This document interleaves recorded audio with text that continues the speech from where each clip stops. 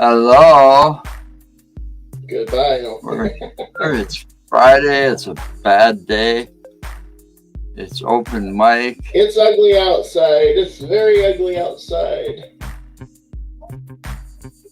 I'm trying to do this right. I'm trying to share the link right at the moment. Wait. Let's see. Nice. Or And I can share.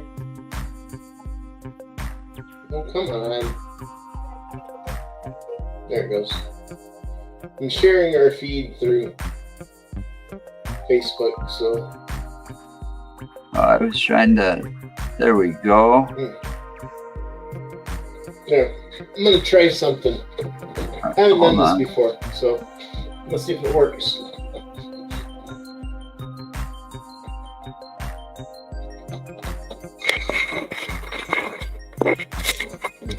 Here. Can you see out there? Yeah. So? That's the kind of crap we got here. Except for your benefit. This is for people who might be watching in different states. Yeah, well, I think it's a little worse different here. Different states of mind. Yeah, that's my backyard pretty much. I think it's worse here. I don't know. It was pretty bad when I was out on it.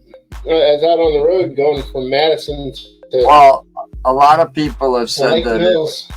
A lot of people that I've seen. I seen 4 fucking cars in the ditch when I was going to Lake Mills. Well, I didn't go out in it. I didn't let the wife go out in it. You know, we pretty much stayed home. You know, probably run out of smokes, whatever. You know, good time to quit. You know, for me. Well, you need to quit. Right. So, both of you need to quit.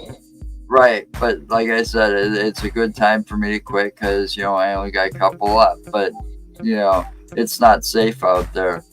I saw a post from... I can't see you quitting, though. I seen a post. I did once before, not by choice, but I quit for quite a long time. When I was diagnosed, I was kind of forced to quit because no nurse was... No nurse was going to take. I always knew you were a quitter. No nurse was going to take me down to the, you know, from the 6th floor of the hospital. But anyway, I quit for until I got married again, and we're married the first time in 2001. So that's like 95. It was like 6 years. I quit for. Then I got married, and between her and her child, they stressed me out, and I started smoking again.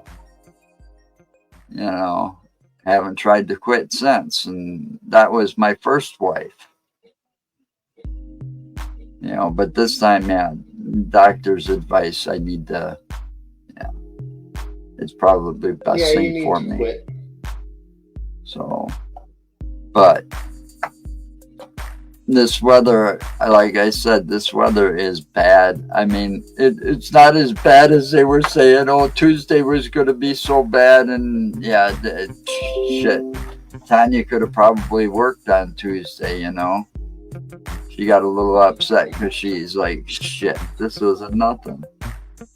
But today, man, it was so bad. And even Dwayne, you know, Dwayne, my brother, drives for a living like you do. Yeah. And he was out in his semi-truck driving, and I guess he's got a dash cam and, you know, cameras on the truck for his protection and insurance purposes, etc. Well, he came up to a place on, I'm sure it was either 90 or 94, you know, the interstate there. I can't remember which because it's been so long since I've been in Madison, but I saw one of the exit signs, so I knew it was still in the Madison area. And it was so bad, it put him at a dead stop on the interstate because the semi jackknifed, and it had traffic all backed up. You know, they had like two or three of the lanes closed just because, 3 of the lanes were closed. That's a 4-lane highway. So 3 of the 4 lanes were closed because of the way that semi was jackknifed across the interstate. It didn't, however, look like the 20-car pileup that I got into. I don't know how many years ago that was, because Tanya insisted she had to go back to work in Fort. So, and I had a little car, not like the truck we have today, and that motherfucker couldn't stop and plowed right in the back of that semi. There was a real bad scene that day. There was like 20 cars, 2 semis. Yeah, it was a real bad scene that day. But yeah, I stayed off the road. I figured most people shouldn't be on the road unless they absolutely have to.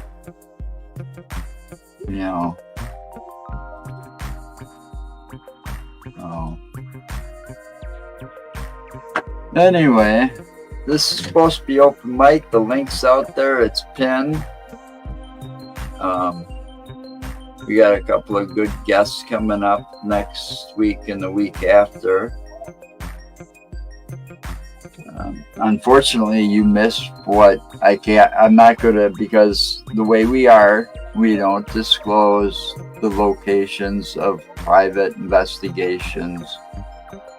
Nope. And I won't ever disclose locations of. We're not going to share We're not going to share, But all right. Let's go a different route on this. We've had 3 private investigations, 3 private home investigations so far.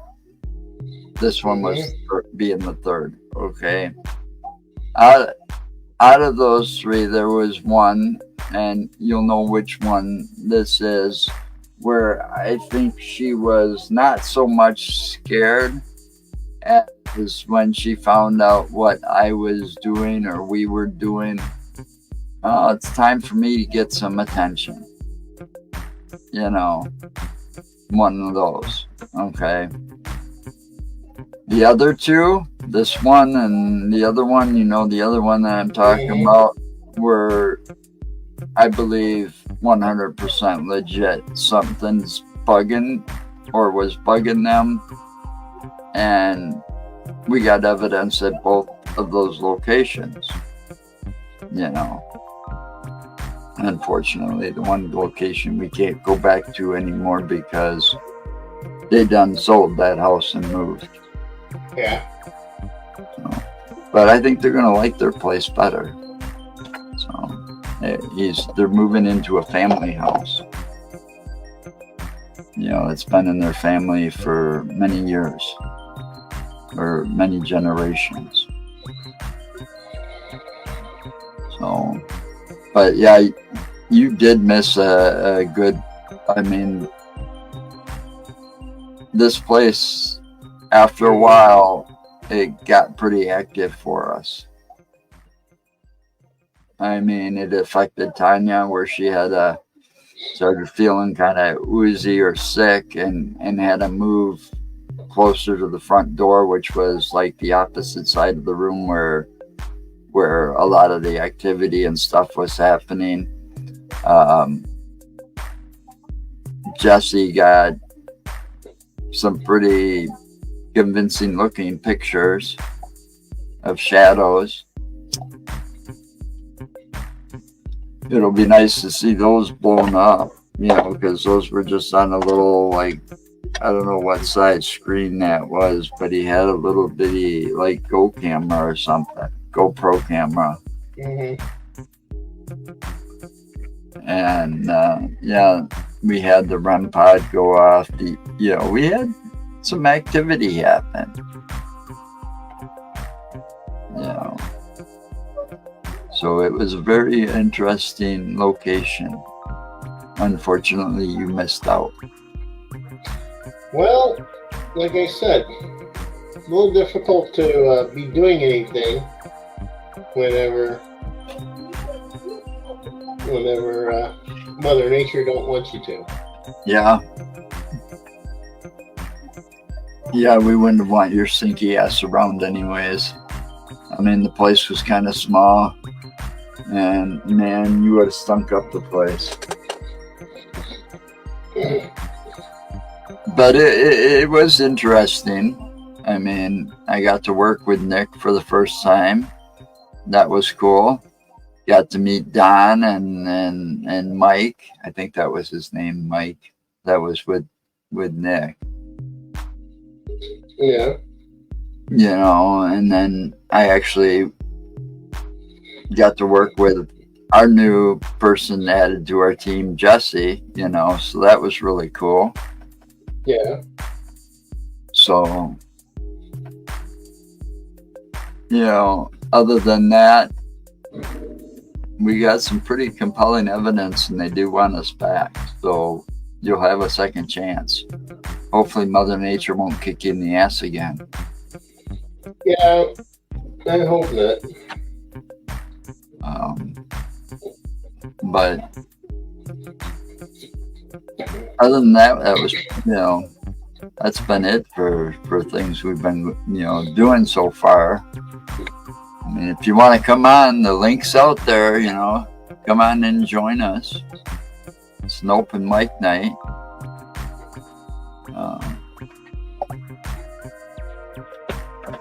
Other than that, I don't know. This weather's a bitch. I hate it.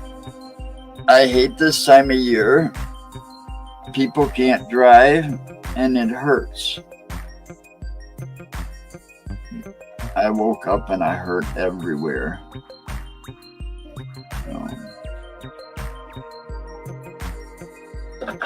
But I don't know. Did you see that? Oh, what was that documentary I was going to ask you about? There was one I was watching not too long ago. Again.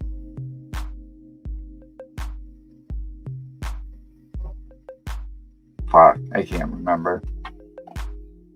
Anyway, come on, Mark. Give me a topic. Documentary. Yeah, documentary.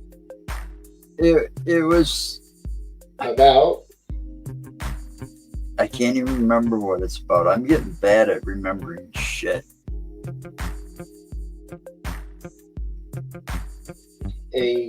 Oh, I can't. I remember what it was. You're telling me I'm only getting old. I don't know. I've never been able to catch this one from the very beginning. So I don't know if it's like that one we watched where it was like a mockumentary about the mermaids. That one that was really... Yes. You remember that one that was like really cool about the mermaids? Yes, I do remember that one. And it was a... that one was on the Discovery Channel. Right. Well, this was another one of those on the Discovery Channel. But it was more about hunting vampires in the U.S. No, I don't remember seeing that.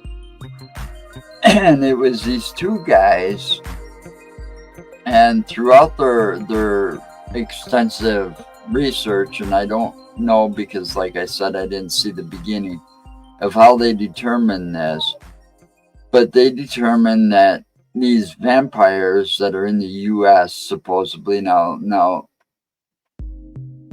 Like I said, this could be some kind of mockumentary type thing or some, thing that's not even real. But they were talking about how they use these storage facilities, like people that rent a storage locker and whatever. All right.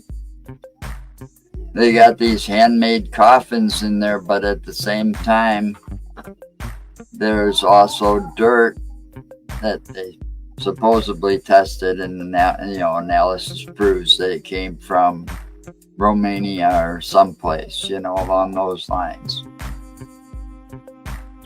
How they determined that were supposedly at this location. They were in Colorado too, by the way. Okay, over in the Colorado, Utah, in those areas over there looking. Okay. They found the storage locker, and I've never seen this. I don't know. I didn't have a pad and paper because I wanted to write it down when I saw it again, but I didn't know what was coming on. So they went through the records, found out what corporation owns these, whatever, and they got dead ends, but they own a lot of storage facilities around the U.S., a lot of them in all 50 states, right? Right. Well, they get to the one, and they see like a big V in red painted, on a beam or something somewhere within the storage facility, Then they come back because, they had to leave for a bit. They come back, and that V was changed with like a V, and then it has a circle around it, and kind of like the Ghostbusters thing, it had a line through it. Yeah. And then they noticed all the locks that were on all the storage units in that facility were off. They were all gone. All the padlocks, because this was one of those ones that used padlocks, right? Right. They opened up one that's where they found like what seems to be a handmade wooden coffin out of plywood, just standard plywood, okay, with a lid. And that's where the dirt came in. And they went around and found this at several different places, because as soon as they'd find one with the V and they'd go back ready, in my mind, it was kind of stupid. I mean, wouldn't you go there the first time being prepared instead of, oh wait, we got to come back prepared or with more people? And then by the time they come back, it was like, oh, now it's that V symbol again gets crossed out. So it's like they determined that the V was like a symbol to let it know that it was a safe haven for them to rest there or whatever, right? And then when it gets crossed out, oh, this place got discovered, so now it's abandoned. Right. Where did you see this? On Discovery or the Travel Channel. It was one or the other. It was two guys. And it was like called something like Hunting Vampires in America. And they started out there on the west, out west, out there in Utah, Arizona, in those areas.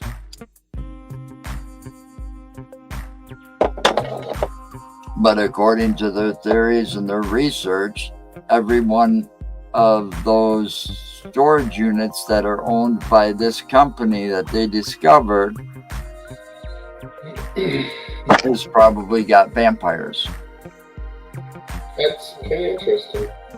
Now, I haven't, because the last time I saw it, because I've only seen this twice, and like I said, and it's been on regular TV, on cable TV, because either, the Travel Channel or the Discovery Channel, those two. I don't get either one. Well, it was one of those two, and I've seen it on there twice now. And both times, it's kind of been, towards this winter type thing, because I think the last time it was like November or October when I saw it, like right around the Halloween time, when they're showing this kind of stuff, a lot of it. So it was like too cold to go out to try to discover, and I keep forgetting to write down the name of the company that owns the storage facilities. But it's something, just out of curiosity, I don't think it's going to go anywhere, because I got a feeling this was something made for ratings. like TV, like Hollywood had something to do with it. Yeah. Because in a way, it kind of sounded a little hokey. But yet, it's been on TV twice now. Like almost like a real documentary or something, of what those programs are, and it's like, come on. And then I heard somebody talking about this on a show last night, like a podcast. I was, this topic here, and I remembered because they also, I think, mentioned that the dude that brought this up that got my attention should be running for president. But he said a long time ago there's no way he'd run for president because he'd have to become pretty corrupt himself, and he can't do that. It's against his morals. But anyway, they were talking about how the government can control the weather. And he was trying to figure out what that was. And I remembered Jesse the Body Ventura during his shows. Remember those shows he had about? Yes, I do remember them. He was talking about HAARP, HAARP, okay? Mm-hmm. And saying how that can be used to control the weather. What do you think on that one? HAARP is a government program that's been around for a while, and they've been trying to not just control the weather, but they've been trying to control a lot of things. And they're also kind of like CERN as well, because CERN is the Hadron Collider over in Switzerland. And the Hadron Collider, they use that to smash particles together to create a miniature Big Bang, which they've also created miniature singularities. And people have said that they got to quit doing that because some scientists have claimed that because of that, CERN has put our universe in jeopardy. Yeah, I could see that. Because what they're doing is they're colliding, they're creating miniature explosions of the Big Bang, and when that happens, they're also creating micro singularities, which are basically miniature pinhead-sized black holes. Also, they're looking to create exotic particles, and one of them is the boson particle that they actually created and found because of that. And there's actually this kid who claims to be a genius. He also believes that CERN fucked up back in like the late 2012, and that's why the Mayan calendar stopped. Is supposedly that goes on, and that CERN created a rift that is merging our universe or our reality with the reality that was next to us, because it created a rift in that, or a tear in that fabric. No. So each reality is bleeding into the other. That's what would be the Mandela effect. See, and next thing you know, it's going to create, who knows what could happen. I mean, it's you shouldn't be messing with something that's certain. No, do you know what the Mandela effect is? No, not certain. Have you heard of Nelson Mandela? Nelson Mandela, who is the leader over in Africa. Yeah. The Mandela effect is this, okay? Nelson Mandela allegedly died in prison. He was in prison, political prisoner. Yeah. And allegedly people remember him dying in prison, but people also remember him being released from prison. Back in 2009 or something like that. Yeah. So you got both realities that people remember, and so they call it the Mandela effect because you got people remembering him dying in prison, but yet instead of dying in prison, he was released from prison and lived I think until 2019. Yeah. Well. So. Besides that, you think about something like that, they cause some kind of, say, explosion or something that's massive.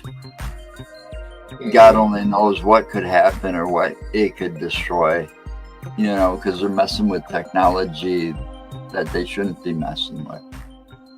It's only Mother Nature. How about all these different things that are supposedly happening? Well, yeah. In our world. You look at Facebook and YouTube and stuff like that, and they're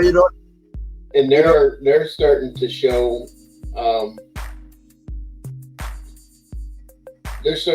shit for of like these giants and stuff like that. Well, we didn't have this when we were a kid. We didn't have any of that in the fucking history books when we were kids. This is stuff that's just starting to come about.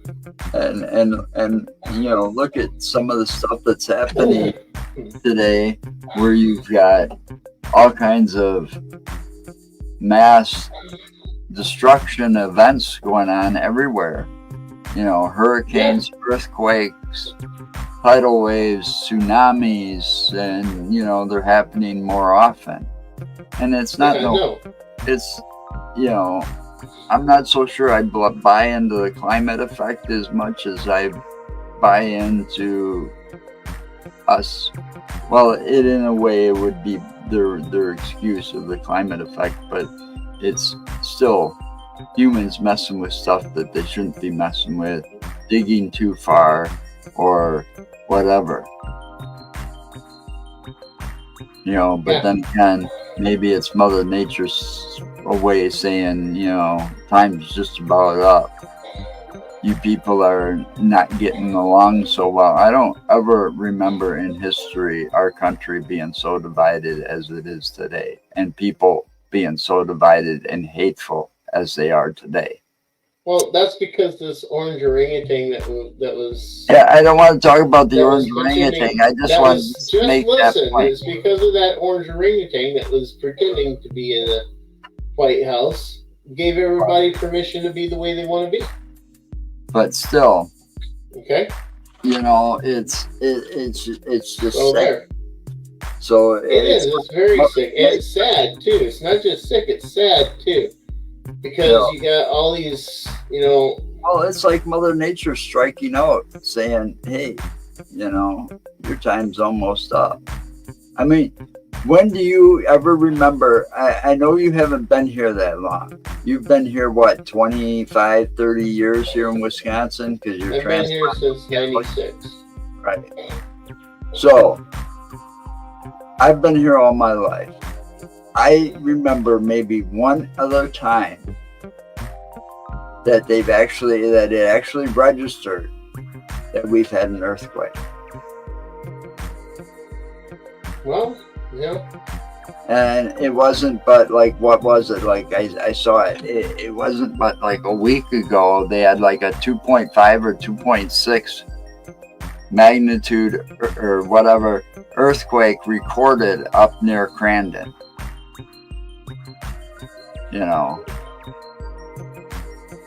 And that was, couldn't have been more than a week ago. It was on the Spectrum News. You know, it was up around the Crandon area.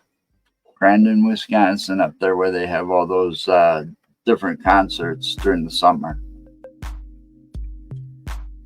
You know, I mean, I know you're probably used to it because, you know, you lived out in Cali and they happened out there all the time. But here that they didn't happen all the time, but we had more often than they would here. Oh, yeah. You know, and it's like, wow. You know, shit's really starting to hit the fan. Hey, Tom. Oops.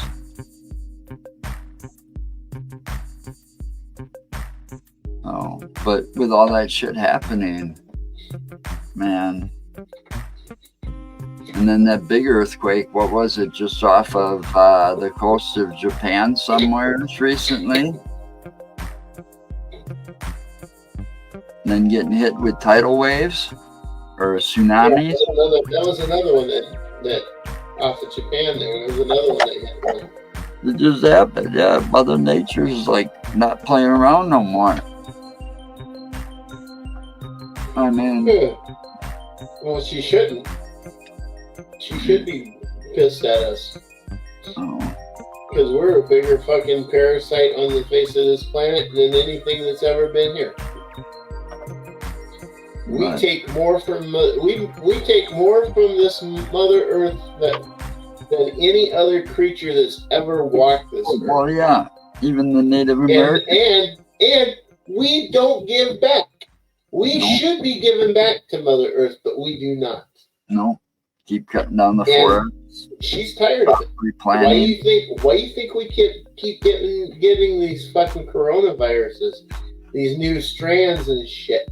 Because that's Mother Nature's that's tired another of fucking us. scary thing too, man. I keep fearing that fucking shit. The more I hear about people, and it's like, man, I don't want to go out because that shit gets me. If I get it bad, even though I'm vaccinated and stuff, man, I can still get it, and it'll put me in the hospital and probably kill me. You know. Well, yeah, that's the problem, you know. You know, between my age and my weakened immune system and shit, fuck, I'd have no chance. But yeah, but the other thing you were saying though about opening, you know, the tear in the fabric and all of that. Yeah. That there, right there, could explain why people are reporting and seeing more and more paranormal type stuff. Everything from UFOs to Bigfoot to the Mothman to, you know, all the you know, basically all the cryptids.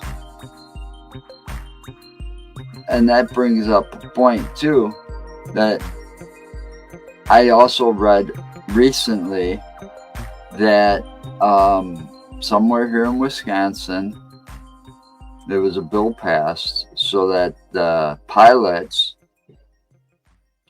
can report what they see in the skies without any repercussions. Right. That was recently a big little news line here in Wisconsin about that.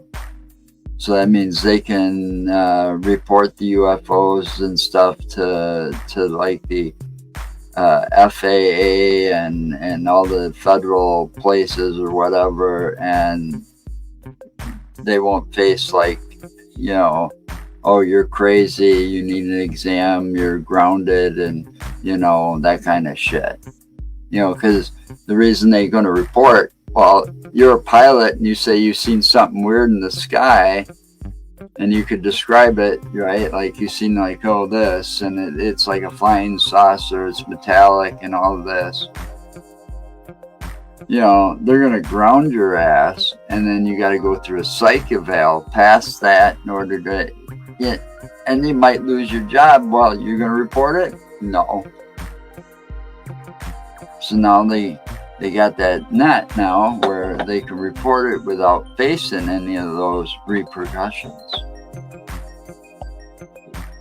Well, So yeah. it's like they're out there, and this is going. You know, a lot of this kind of stuff has been happening all across the U.S. in different countries. You know, where they're, you know, putting that pressure or taking that pressure off the pilots so that they can report what they see and not be afraid of getting prosecuted or getting say you're fucking crazy, you know.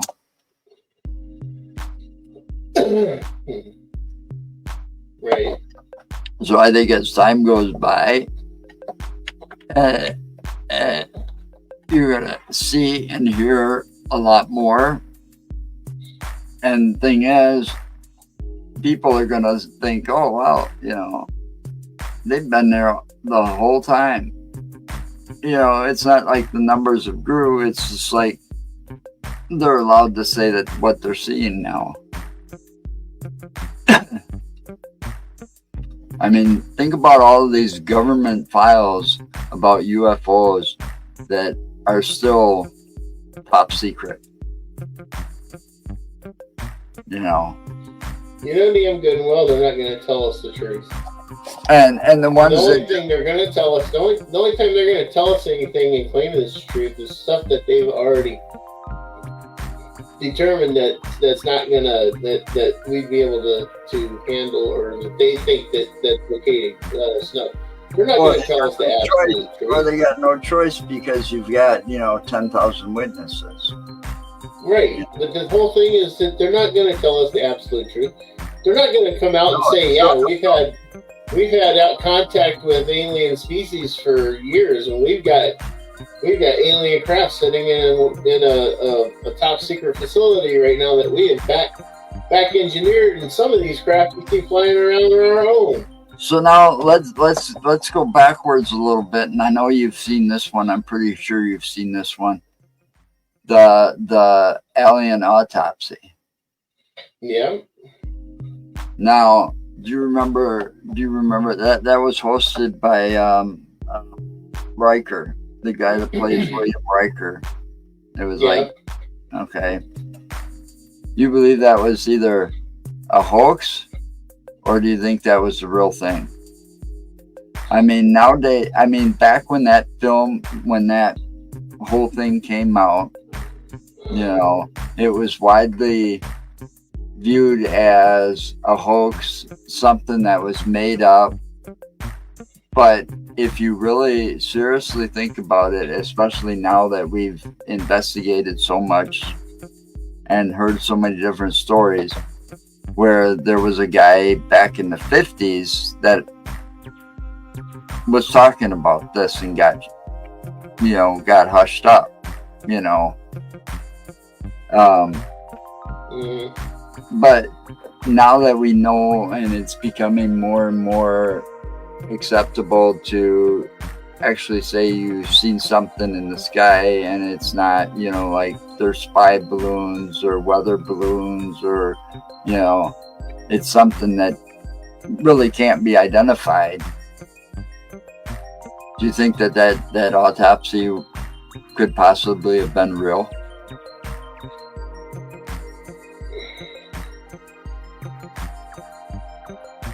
Maybe. I don't know. I mean, not actually what we saw. That was probably recreated, but do you think they actually have done an alien autopsy? Let me put it to you that way. It's a possibility. Oh. Well, it's just one of those things you got to go back and think on now because of the way things have been covered up for so long. Yeah. I mean, remember, did you see the one documentary about the crash, the Roswell crash at Area 51 and all of that?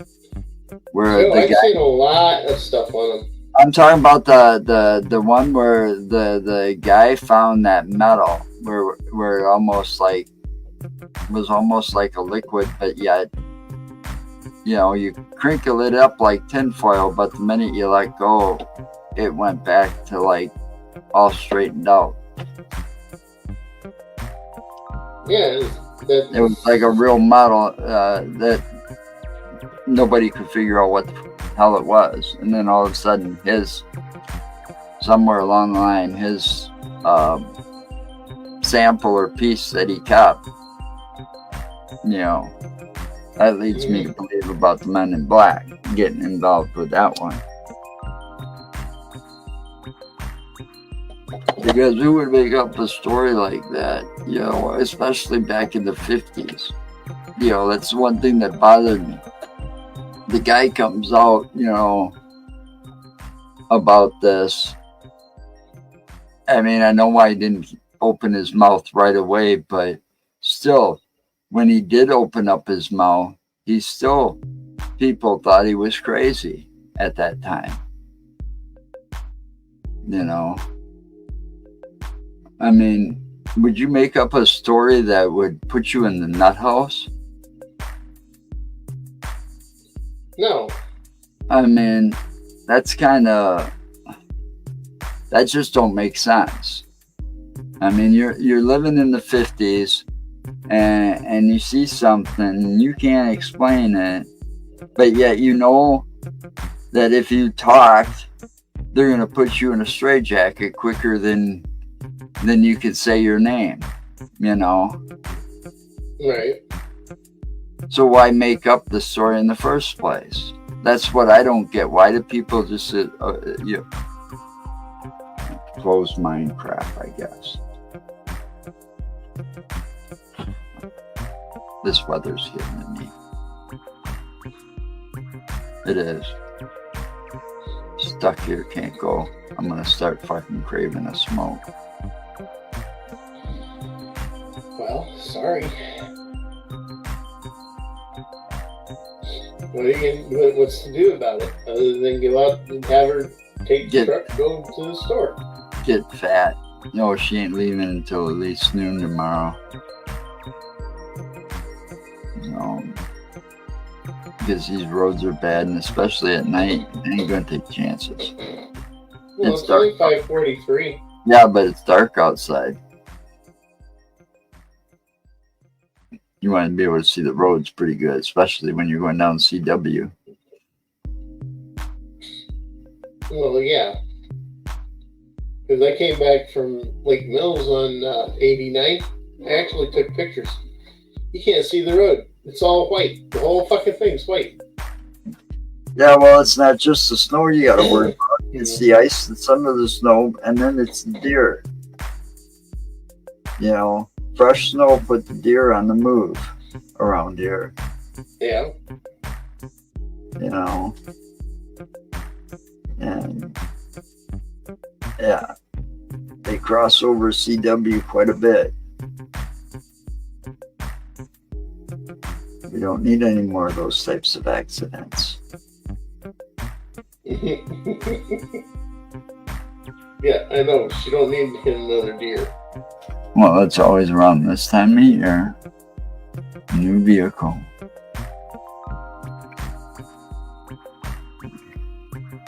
No, we don't take no chances. We ain't going nowhere.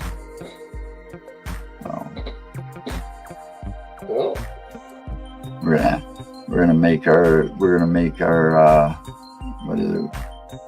That like macaroni and cheese casserole type thing that we make on the stovetop.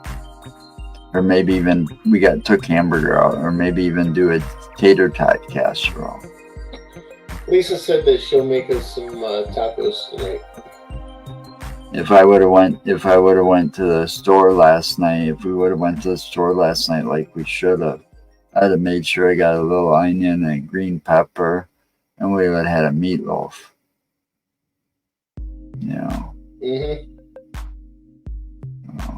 But you can't make a meatloaf without an onion and green pepper. You gotta dice them up and chop them up and put them in a meatloaf for the extra flavoring. Yeah. Yeah, that's what we were gonna do. So we're gonna do something. We're either gonna do tater tot casserole, or we're gonna do the stovetop thing. But either way, It'll stick to your ribs. A good thing to eat during this time of the year. You know, we need to get those fondue pots too. Damn it. I got mine. Because it's that time of year. I got my fondue pot. It's that time of year that Mike always loved doing it when it was winter time. You know, get the TV going with the race on, because it's back when racing was fun to watch. Oh, that's right. You used to watch racing too, right? You was a Mark Martin fan, if I recall right. Am I correct? Yes, I like Mark Martin.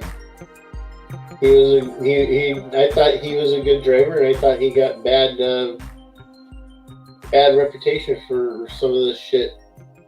Well, because they tried. Okay, he was the one that all the fans tried to blame for Earnhardt's death. Well, that was BS. I don't know about Earnhardt's death. I didn't try to blame him for that because I watched it. I was at home on a break when that happened. I watched that race, and he was playing blocker. Okay, he was playing blocker for his two cars that he owned. All right, one of them was Junior. All right, and the thing was, it was just one of those freak accidents that happened in NASCAR, and I left back to work, just, and because I got a call saying I got a call from, because they knew I was at home. Union Cab knew I was at home. So, but they called me and said that there was a pickup out in Sun Prairie if I wanted it. Because I told them I was on a break because my drop off was in Sun Prairie. So I dropped off and I took a break at home, stopped at home and grabbed a quick sandwich, and I let dispatch know that that's what I was doing. And I was going to be about a half an hour. Well, they called me right after the race was over and stuff, and, said there was a pickup. So I walked out because Kelly was such a big fan of Earnhardt. So I walked out and I said, I've seen him walk away from a lot worse. And he had. He did. Mm-hmm. And then and I'm in my cab, and all of a sudden it comes over the radio, that he didn't make it. And I'm like, I said the F word pretty loud and everything, and I even had a passenger in the back seat. But she's like, basically, couldn't believe it either. I mean, she wasn't a NASCAR fan. She said, I don't watch racing, but I do know who that is.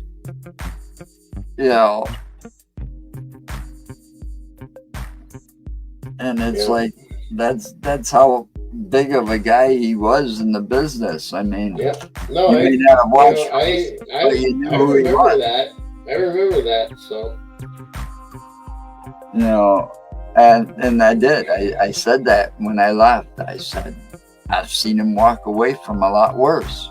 It's because of him that they banned the open face helmets, and that they made everybody start wearing the Hans device. Yeah. I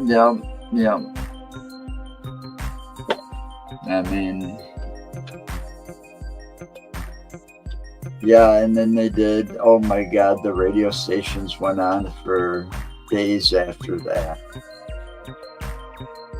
with all kinds of tributes with music to him.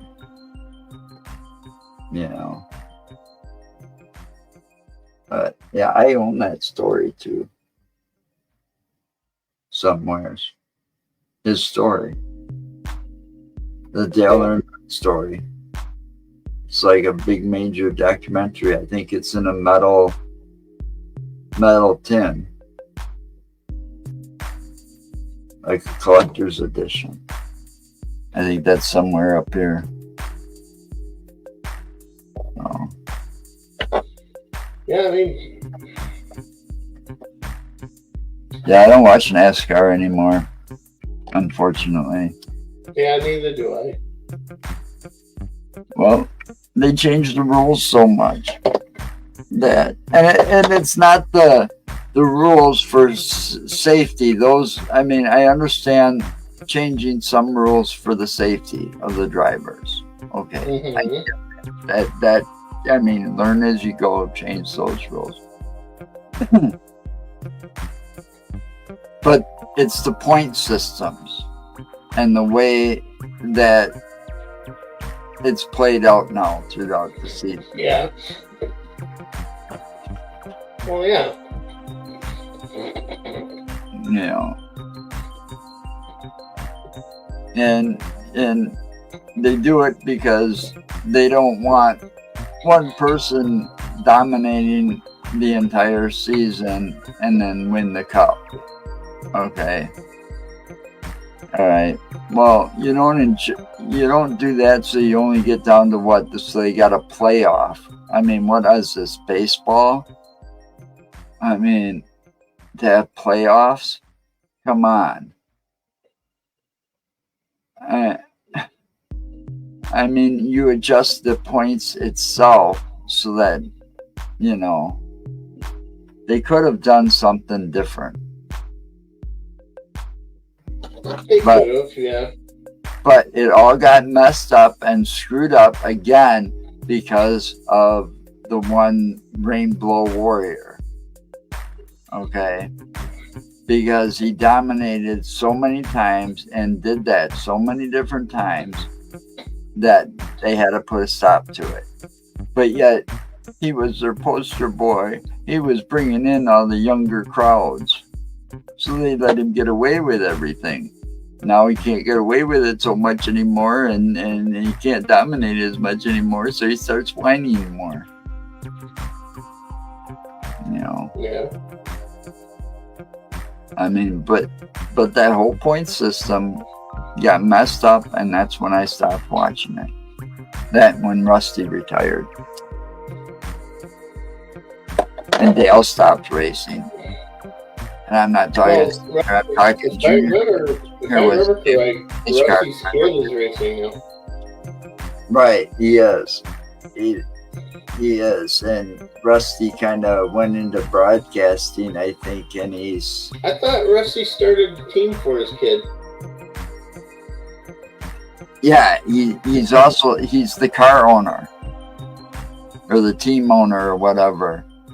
But he also started commentating where his kid's at, you know, in what we used to know as the Bush League, you know. Yeah. Back when it was Winston Cup and the Bush. Yeah, Bush Series at Winston Cup.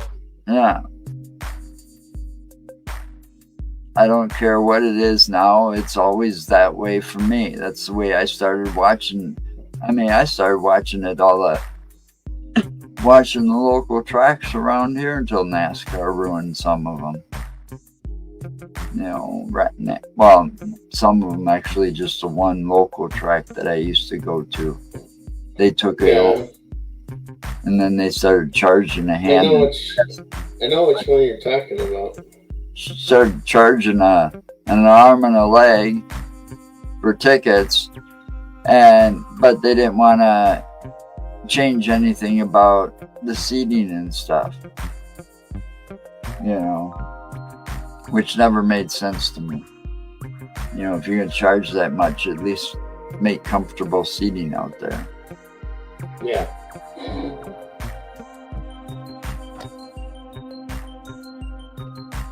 Yeah, that's the only thing I didn't like about what they did to that track, is that they basically, when they took it over, they doubled, almost tripled the price of a ticket right away.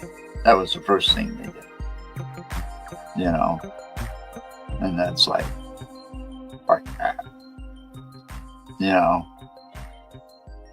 But I grew up with racing, watching racing. I always wanted to get a cab. If we would have, think about it. Back when you and I were driving for Union, if we could have got our hands on one of those and got entered in the spectators race out at it would have been 151 out in Columbus. Mm-hmm. And we could have got the mechanic there at Union to, remove the restrictor plate, put the chip back in. We wouldn't lose. No, I know. All you have to do is take out the extra weight, of the chairs. They got a rule where you had to take out the glass windows, so it had to be no window or plexiglass or whatever. But still, that's taking things off, not adding to it. We still wouldn't have lost. You take the chip out, put the real chip back in, and take the restrictor plate off the carburetor, and man, you wouldn't have lost.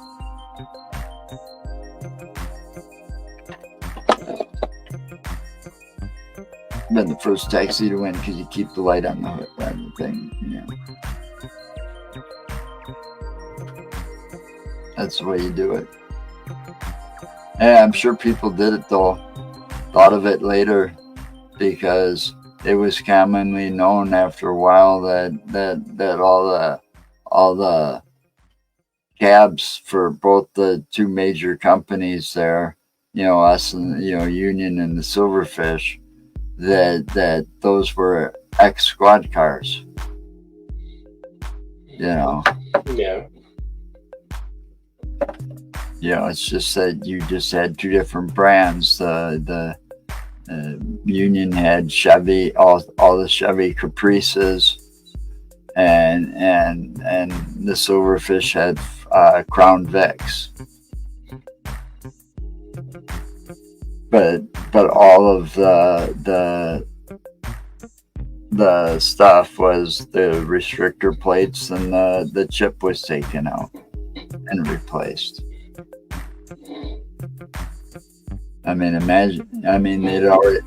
And you know what the reason was for that? Do you remember that one? What's that? Remember what one?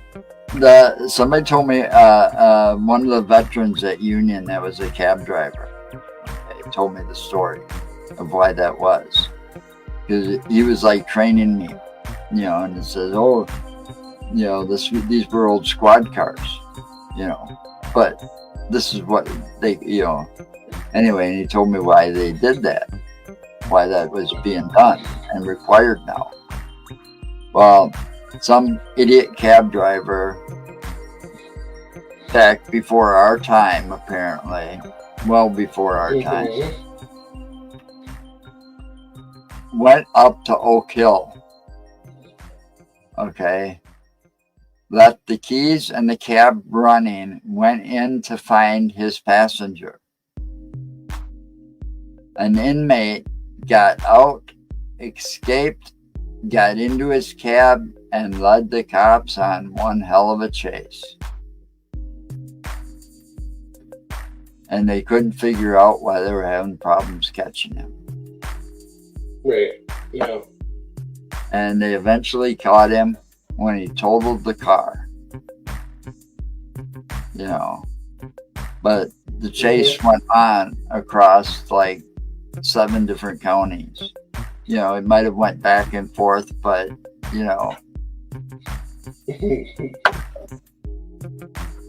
so you had all these counties involved in hot pursuit. Couldn't catch this cab, obvious cab. And then they realized why, that it was an old, squad car. So because of that, there was a law passed that anybody... That they had to put restrictor plates on. Yep, if they were bought strictly from the police department at auction, they had to sign papers, and Union had to sign papers saying that they take the chips out and put the restrictor plates on before putting them on the road. Oh. Yep. So that's why that happened and why it got in place. But nobody says you could take that off after you bought it from a cab company and take that motherfucker out on the racetrack. You know. Because think about it. Not only does it got let's just use the term police interceptor engine in it, but it's also got the suspension. Now those Chevy Caprices pretty much had the same type of suspension a Corvette had. Yeah, well, those things were designed to freaking take the and hug the corners. Yeah, they were designed that way for the cops because that's what they needed.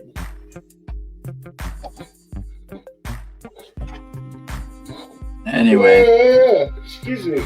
We are off the air here in the 2-3. Catch us next week when we have a guest.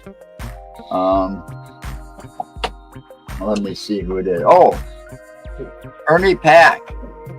Ernie and his wife might join too. So Pac-Man Paranormal.